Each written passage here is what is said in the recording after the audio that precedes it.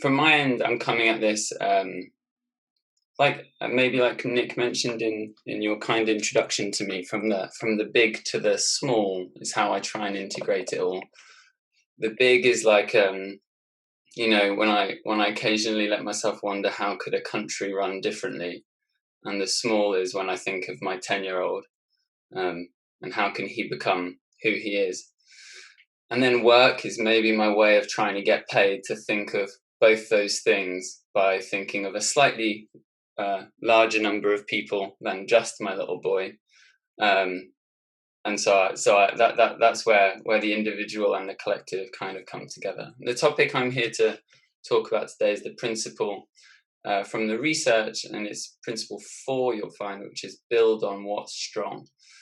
And I come to this principle through the lens that so much organizational work seems to be about, I think the buzzword around it is often creative problem solving. There's always a problem to be solved, and that seems to be the entrance point for most of it. And when reflecting on that topic, I thought of that in my own experience, and this is a slightly trivial one, but I think it's funny nonetheless.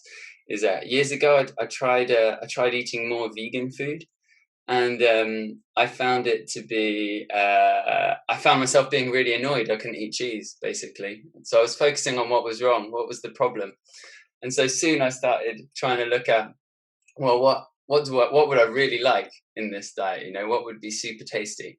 And then it became really easy to change my diet. And so the simple shift was from looking at what I wasn't liking about it to what could I potentially enjoy about this. And I use that metaphor to talk about businesses. The number of times I've worked with an organization, and there'll even be mention as to which team they're not happy with. So there's a problem team. It has a slight feeling of the problem child, or something like that. There's the badly behaved bunch or something who aren't conforming, who aren't being progressive enough, or something. And in my experience, when I have tried in the past to focus on fixing the problem, it's typically not worked, essentially. And so I've tried to take a different approach, which is, the famous Gallup study that says 13% are actively engaged at work, 60 are kind of there, and 27% are actively disengaged with work. I try to create opt-in opportunities, I call them, or volunteering schemes in an organization for the 13 to turn up and for the door to be open to anybody else who wants to join. And they say, the magic number is if that 13 can turn to 25%, a social norm can change. And the best way I've found of doing that is through assuming that there's tons of people here whose lights haven't switched green in this company yet, but they would, given the right environment, given the right circumstances, given the right opportunities to express themselves. And so I've run this in a few ways. I thought I'd actually be quite concrete about one way in which I run it, because that way you can listen and tweak and maybe give it a go. And that's to help a group of people. I think the largest I've tried with is just over 100 people, to ask themselves, what is it that they want to create here? What is it that they want to change? What ideas they want to make happen? You can enter it in different ways.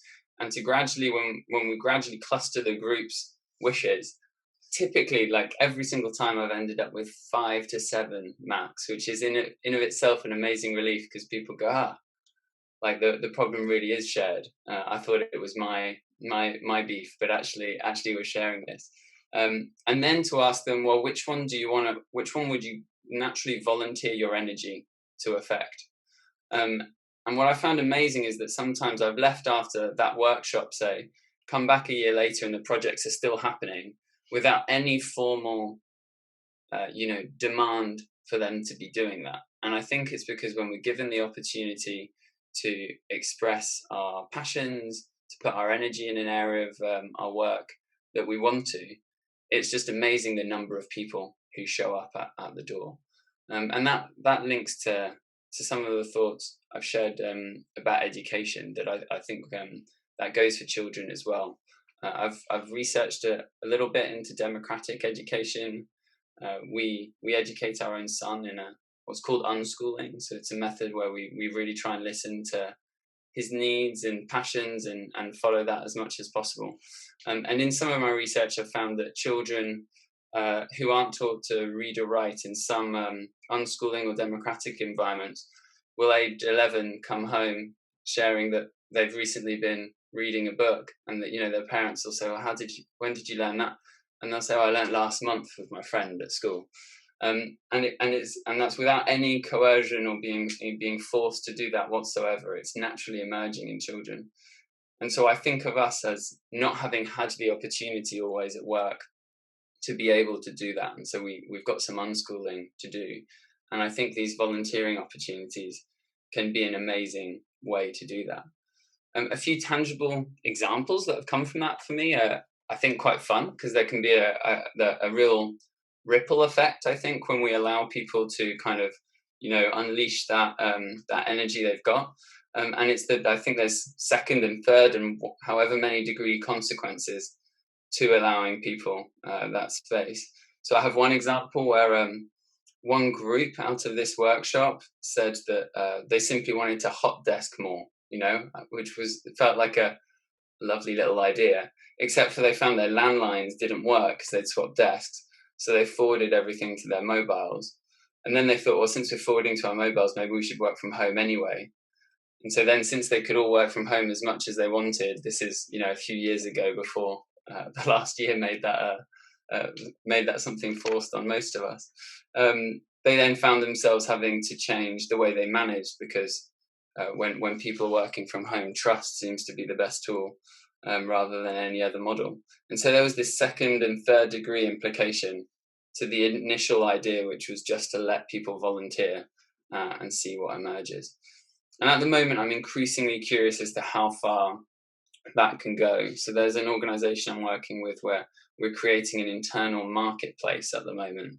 So that means that everybody can create projects, and those projects, they have roles, and those roles get advertised based on what the learning opportunity is.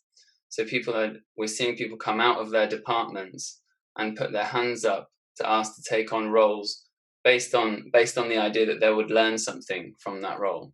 So the goal here is that you really feel like you're paid to learn.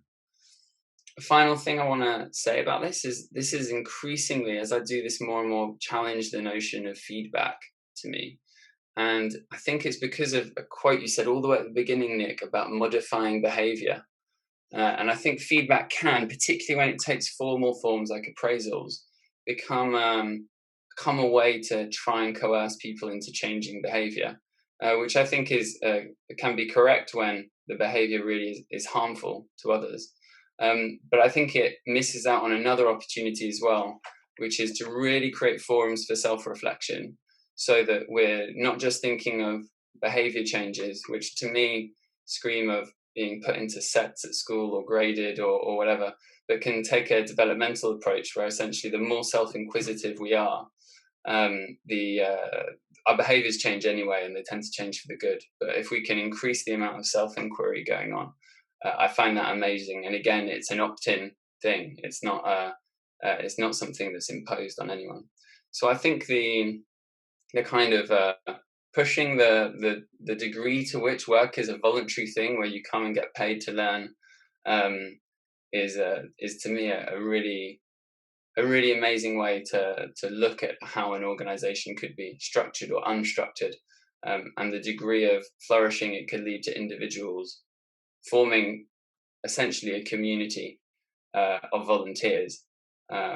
Although we've maybe never looked at it through that frame when we just talk about work. So I hope that's been helpful, and that it's concrete enough for some of you to tinker with back in your own work lives as well. Thanks for listening.